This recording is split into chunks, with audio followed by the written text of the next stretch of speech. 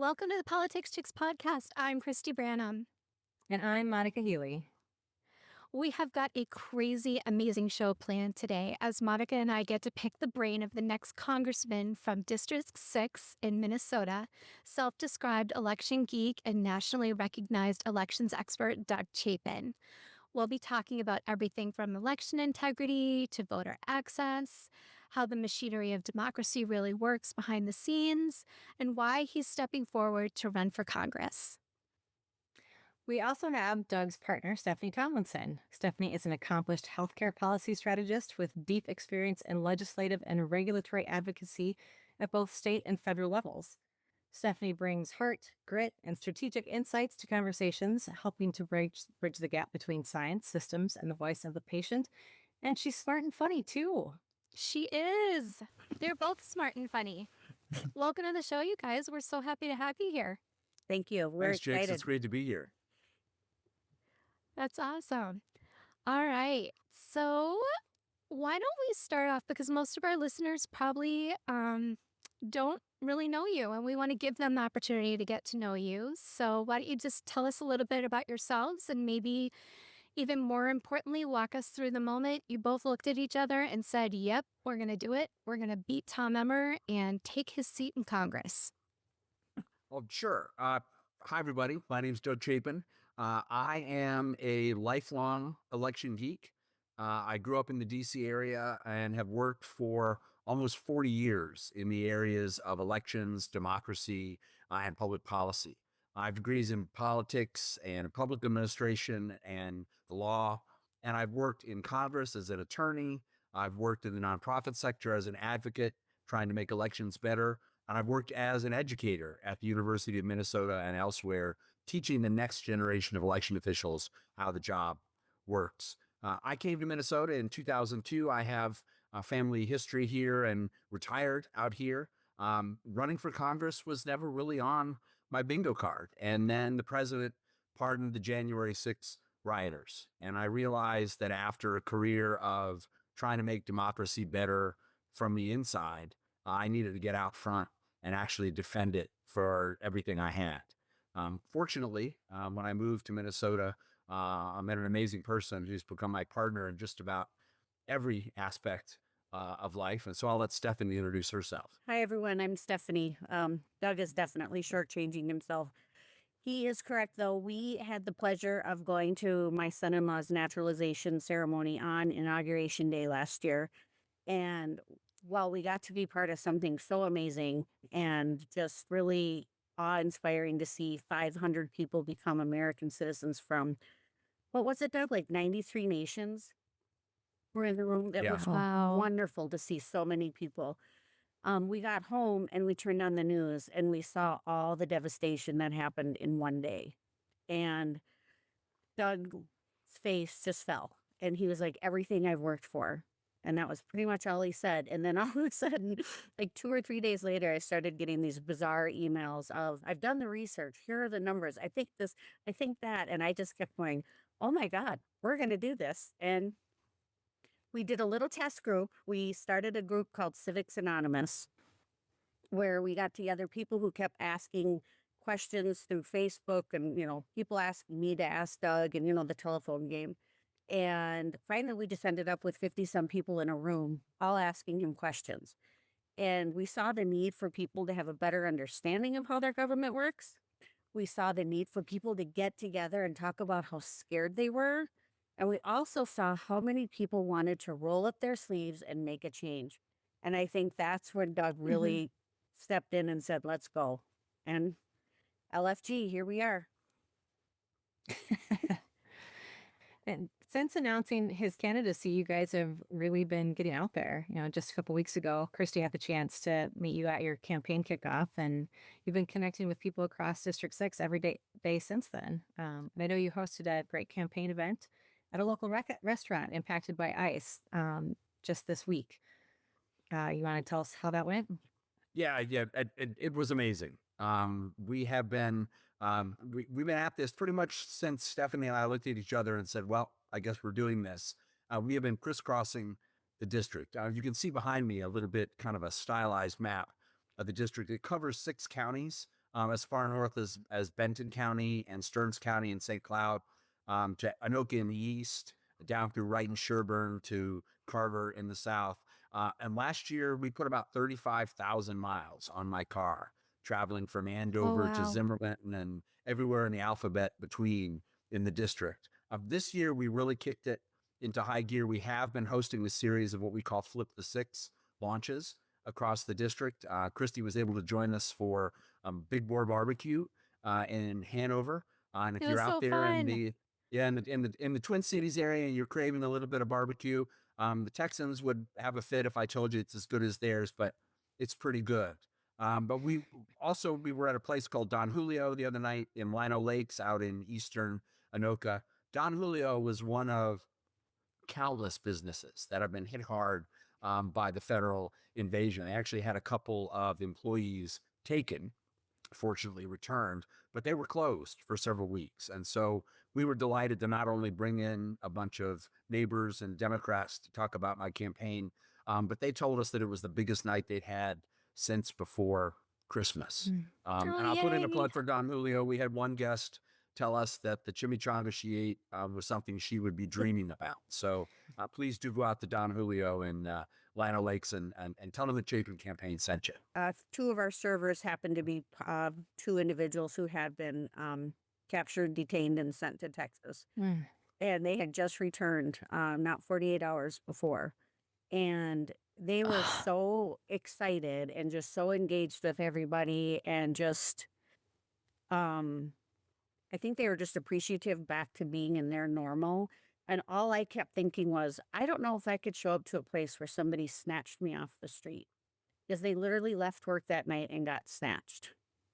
And the Oh, level of God. courage it took for them to come back and to just be so professional and just so full of joy and what can we do? What can we do? We heard nothing but great things from everybody there. And we were planning, I told them 65 people were coming because Wesleyan had registered, and we had 117. And the restaurant was like, Wow. okay, we're just gonna go get chairs. And they made it work. And it was so fun. The energy in the room was really fun. But I think that says something about what we've been seeing in Minnesota these last 2 months. Both the restaurant owner and the community rallying behind people, and that's just a microcosm of the neighborism Mhm. that we have been seeing. I think that phrase was coined by a journalist that really took a good hard look at what we're seeing here. Well, And actually, I love that idea of neighborism. We actually, that night as we were leaving, I met the community member who was a door guard. She sits in her car and she watches Hmm. for activity to make sure that trouble doesn't walk in the door again. Does it as a volunteer, doesn't eat, it's not like she's being comped by the restaurant. She's just there because they care about the restaurant because they know the restaurant cares about them. And I love that neighborism. I'm 100% stealing that. yeah. It, It's a great phrase. the Yeah. staff called the owner of the restaurant and said, you need to get up here. And he said when he first got the call, he thought, oh, no, not again. And then he drove in and he saw the cars in the parking lot. And he said, I couldn't figure out what was going on. And then he got in and he saw everything. And he ended up rolling up the sleeves, getting into the kitchen, helping to get the orders out. And at the end of the night, he wanted to take a picture with all of us because he was just so happy to finally be back. And it was fun. Because this is Joy. home for Mhm. them. This is Yeah. home. Yeah. And joy has been such a commodity for us these past 2 months, hasn't it? Yes. It's just been Right. Oh, really hard to absolutely. find. And when you find it, you just like hold on to it for dear life because, again, I mean, even with them saying that they're pulling out, I'm not quite sure that's exactly how it's going to go. I don't believe a word this government says. And we're, now we're all in this hyper vigilant state where we're waiting for the next shoe to fall. And it's just so inspiring to see an evening that not only provided financial support for an establishment, but fostered that sense of community and mutual care Mhm. among neighbors. And something Monica and I have had the opportunity to get to know you guys over the past month or so. And what I've noticed and what I hope people take away about you today is that you exemplify leadership rooted in compassion and action. And I think that's what both of us love the most about both of you, that you both have shown us that good leadership isn't about bossing people around. It's not about enriching oneself. It's not about power. It's about what you can do to serve the community that sent you to Washington. And so that's my plug for you. So if I was in District 6, you would get my vote. So with 263 days until election day, we got some beautiful real estate out here in the six. Give us a look.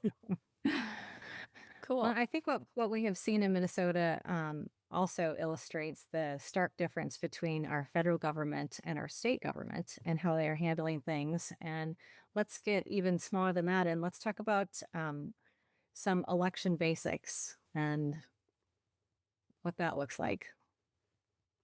Sure. So I'll put I literally have a hat that my kids gave me that says Election Geek on it. I will spare you that today. But yeah, so I've worked in elections pretty much my whole career. Dad was an engineer, and I always loved the way things work. And at some point, I just kind of fell in love with the mechanics of democracy. So real quick, what's amazing, the simple answer about American elections is that they are not simple at all. Every now and then you get somebody come in and say, what America needs is a uniform election system. And the truth is, we do have a uniform election system. It's that everybody does things differently and cannot believe nobody does it the way they do. It is a hyper-local, state by state, county by county, sometimes community by community process where people, how they vote, where they vote, and what have you. And the nation has evolved to kind of respect that crazy quilt, that stained glass window of election administration across the country.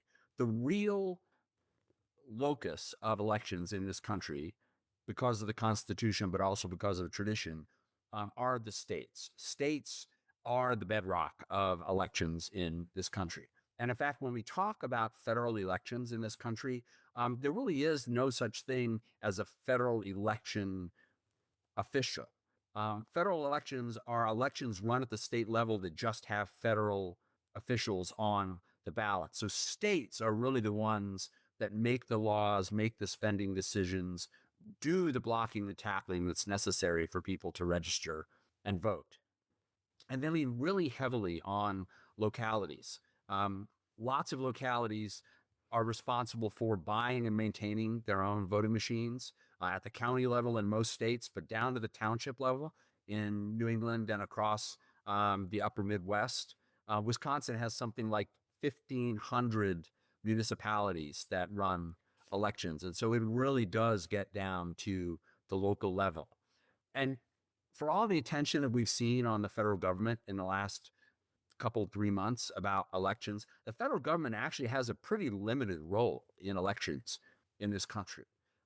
There are obviously important things like the Equal Protection Clause, like the Voting Rights Act, obviously, the 19th Amendment and other things that have expanded the franchise. But when it comes to actually the mechanics of elections on election day, the federal government's really had very little to do with that. That changed a little bit after the 2000 presidential election with passage of something called the Help America Vote Act, when the federal government, for the first time ever, actually spent federal money in support of state and local elections. But really, in this country, states and to a lesser extent localities are really the ones who run the show across the country, with some guidance from the federal government, but really pretty much on their own initiative and under their own laws. So, Doug, let me jump in here because that Help America Vote Act. Why don't you talk just a second about Pete Stauber, Tom Emmer, Michelle Fischbach, and Brad Fidstead's bill that would freeze funds, vote election funds to the state of Minnesota, and kind of dispel some misconceptions about what that bill is really about? Yeah, that would be my pleasure. So real quick, the Help America Vote Act, or HAVA for short, made money available to the states, initially to replace punch card voting machines and lever voting machines, but also to support things like state voter registration databases, implementing provisional voting and other things. And over time, the federal government, through an agency called the Election Assistance Commission, has made funds available from time to time. There was a big tranche of money that came out during COVID so that we could have social distancing and keep people safe at polling places. We've also seen funds for disability access and most recently for cybersecurity. Those funds go through the EAC to the states. What the Republicans' bill here in Minnesota would do is it threatened to withhold federal funding for Minnesota unless Minnesota did something that states don't have to do, which is share their voter lists with the federal government. And it sounds really scary, and we're gonna take away your allowance if you don't behave. But here's the thing: Minnesota has already received and spent every penny of the money that the federal government owes it through the Election Assistance Commission. So in some ways, it's like the Republicans threatening to take away the presents you opened 2 months ago. The threat is real because we don't want the federal government trying to somehow extort private information from the states, but there are no teeth in the threat. And I think it demonstrates kind of a typical lack of understanding of the process by the Republicans, especially my opponent, Tom Emmer. Well, I hope it definitely reflects a lack of acumen and a lack of attention to detail, for nothing else. I mean, the money had already been spent and it's Right. not there. And look, an election administration is very much inside baseball, and there are a lot of details out there. And I certainly don't expect everyone to be an expert on elections, but you kind of think that a member of Congress writing a bill about federal law would actually understand the impact of federal law. And I think the fact that they didn't says more about them than it does about the bill, and none of it is good. hopefully hearing some of what you have said is going to allay people's worries about both Minnesota issues and federal issues when we're hearing, Trump stomp up and down about he's going to take over federal elections. But there's another issue at hand that maybe you can address too, the SAVE Act, and why that is such a problem for so many people. Sure, yeah. So the SAVE Act, and again, forgive the quick detour into election geekery. So when President Clinton was elected, the Congress passed a bill called the National Voter Registration Act, which also is known by its nickname Motor Voter. It made it possible for people not only to register in motor vehicle agencies, but also to register by mail. And that set out some basic criteria for what was necessary to register to vote. What the SAVE Act would do is amend the NVRA to require what's called documentary proof of citizenship in order to register or to change your registration under federal law. Now, many of us already provide some form of citizenship proof. There are lots of states, I think including Minnesota, that do a citizenship check as part of the Real ID process. And states do run new voter registrations against those to make sure that people are citizens. But what the SAVE Act would do would be required to literally show me your papers, show me a passport, show me a birth certificate, show me a marriage certificate. It's a bad idea for the voter because it raises barriers. It makes it harder to register and ultimately to vote. But it's also bad for election officials. Anyone who's ever stood in line at the DMV to get a new license or title a new vehicle or get their tabs.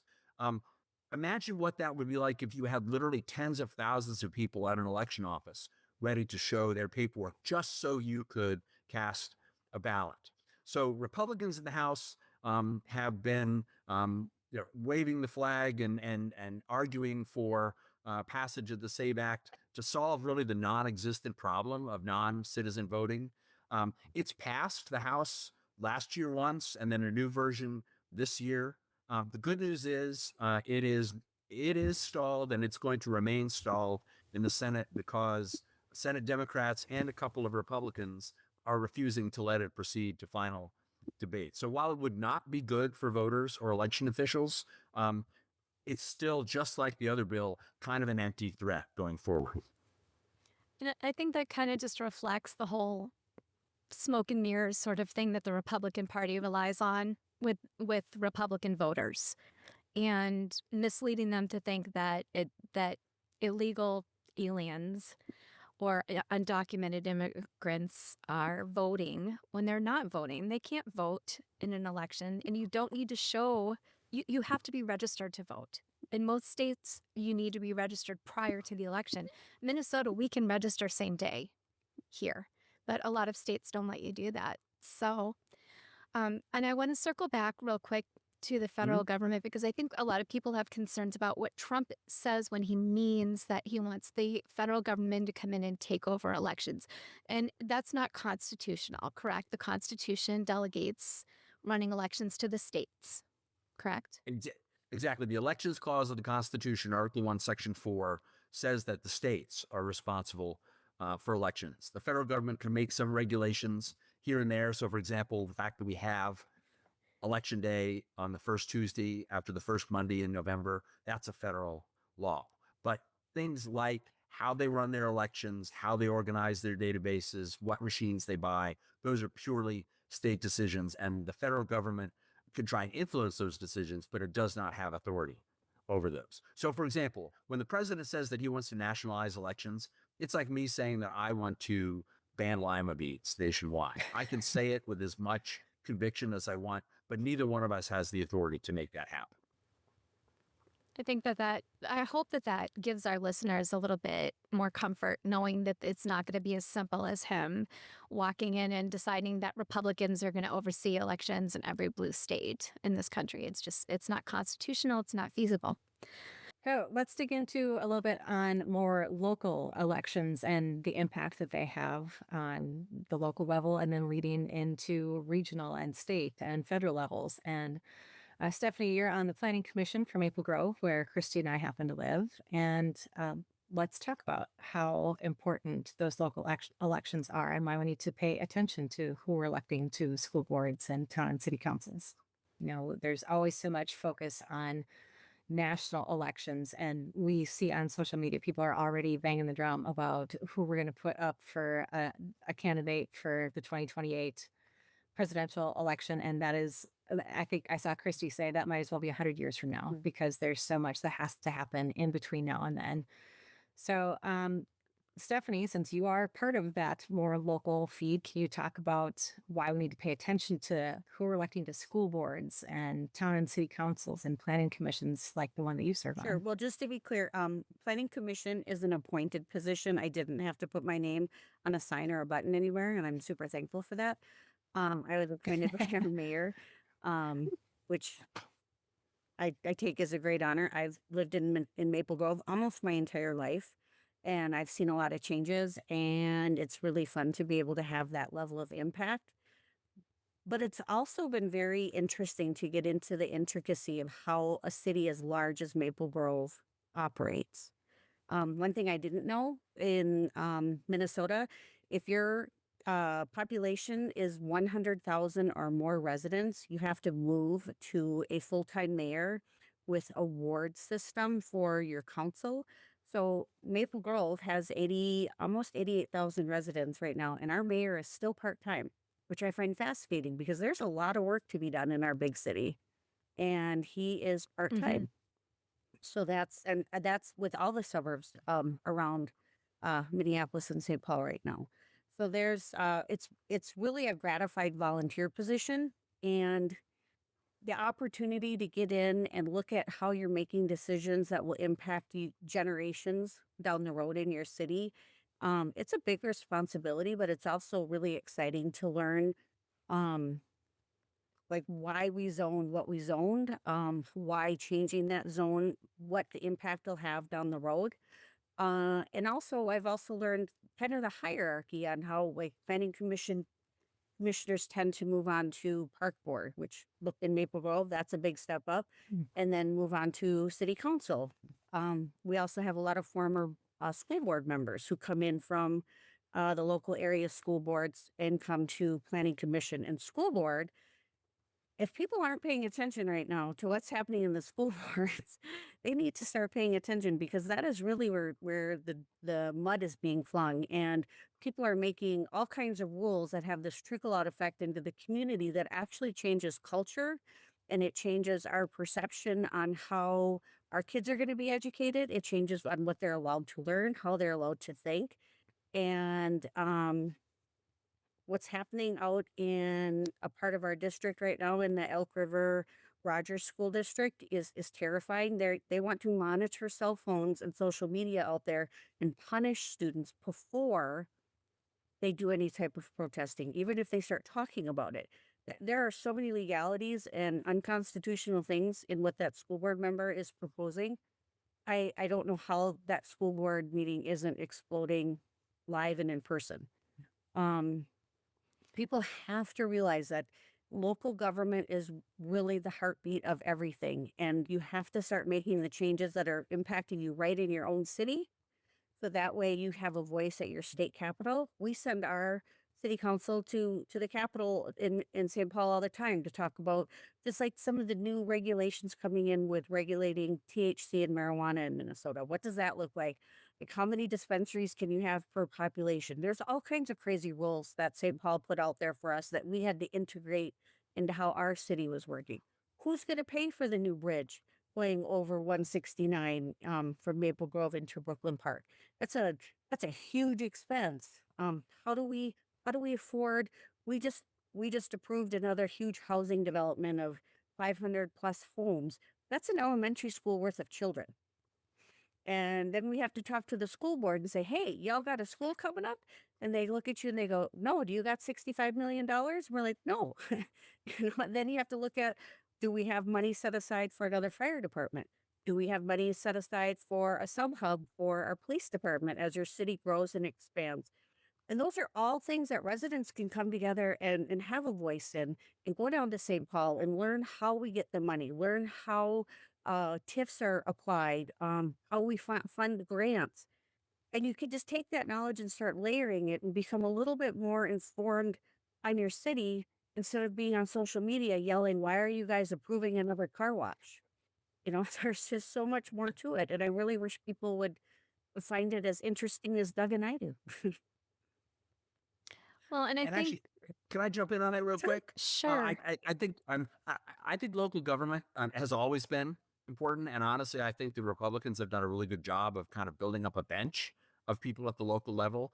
But right now, there are issues that even beyond the school board that are incredibly important. So, for example, people probably have read about the plans that the federal government has to build detention centers, or as our Mm-hmm. grandparents called them, concentration camps around the country.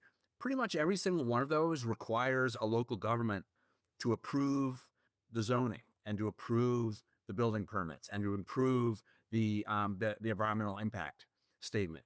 There are people around the country currently gearing up essentially to kill those plans city by city, locality by locality. So if you think that your local government is at the bottom of the pyramid, in many ways, local governments are where it's all Mm-hmm. happening. It's states and the federal government rely on local policy. And so if you like what's happening or you don't like what's happening, getting involved in your local government is absolutely the place to start. And Rachel Maddow actually had a map on Monday during her show where she showed all of the proposed detention centers. I believe there was 20 something of 23, them. I think. 23. 11 had been denied, 5 by city council. So out of the total 23, 11 were already a no-go. There were 5 that have gone through, and now the balance, I think, what does that leave? 8? I can do math. No, I can't. I can't do math in my head right now. But anyway, the remaining ones are still waiting. And so people are gearing up in their local governments to go to city council meetings, to go to town hall meetings, to meet with their local officials to make sure that this does not happen in their community. And, we would be remiss if we did not mention Moms for Liberty and the Heritage Foundation and how they really have a pipeline into local government because they recognize that's how power seats itself. It starts at a local level. Mm-hmm. So if it's not, and election participation typically drops off when it's not a general election. And so I guess what we're saying to y'all is that if it's not a general election, it's still your fiscal responsibility to vote. It's still your responsibility to research the candidates and go and find the best people and vote for the best people who are going to serve your community the way that you want it to be served. And I hope in the next couple years, as these elections continue, people become a little bit more more concerned with local elections because we're where we are right now because of local elections. Tom Emmer is in his seat that he is in Washington, that he's been in far too long because of local elections. Mhm. And so I think that it's just really, really important that we hammer that home. Well, I just wanted to say one thing that we've noticed in the district that Doug has had the opportunity to really dig in on are these data centers that are popping up. And being that we have two rivers running through the district, the Mississippi and the Crow, those are prime real estate to throw these huge, massive power sucking, water cooling facilities in. And Monticello's already been rolling up their sleeves saying, we're just not sure we want that in our city. I think there was one that they wanted to put out Yay for Monticello. in Becker, Minnesota. I mean, who knew Becker, right? They said, yeah, we're not so sure we want that either. So I like that people are looking at, even if they have to come at it with the lens of what does this do environmentally, at least people are starting to tune in and say, hey, we have a choice, or we could at least make our voices heard. Yeah, very often I think that proposers come in, and this is something Stephanie and I have talked about with Planning Commission. We're just nerdy enough that we debrief everything. But I think very often developers or businesses come in and they think that they're presenting something that the Planning Commission or the zoning board or somebody else, it's an up or down, a yes or no. And maybe sometimes the rules allow that, but sometimes you actually can negotiate. You can say, okay, we'll think about the data center, but you have to do this environmental, or you have to make sure that these local workers are going to be used, or this, or this, or this. It's not a take it or leave it. And honestly, people who come to your community and say take it or leave it probably should just leave. Yeah. And let's just clarify for our listeners what data centers you're talking about. You're talking about data centers for AI, basically. Do you want to just? They're basically mega server farms. They're very helpful for AI. They're the bedrock of the cryptocurrency world, where people are constantly mining for Bitcoin, what have you. But they require massive computational power, which means lots of energy, which means lots of heat, which means they need to be constantly cool, which means they need a source of water. So they're popping up all over the country. They're a hot topic everywhere. Pretty much everywhere people use computers, which is everywhere. So that's the kind of thing, probably right below school board, where you're going to see a lot of the action in the foreseeable future at the local level. Yeah.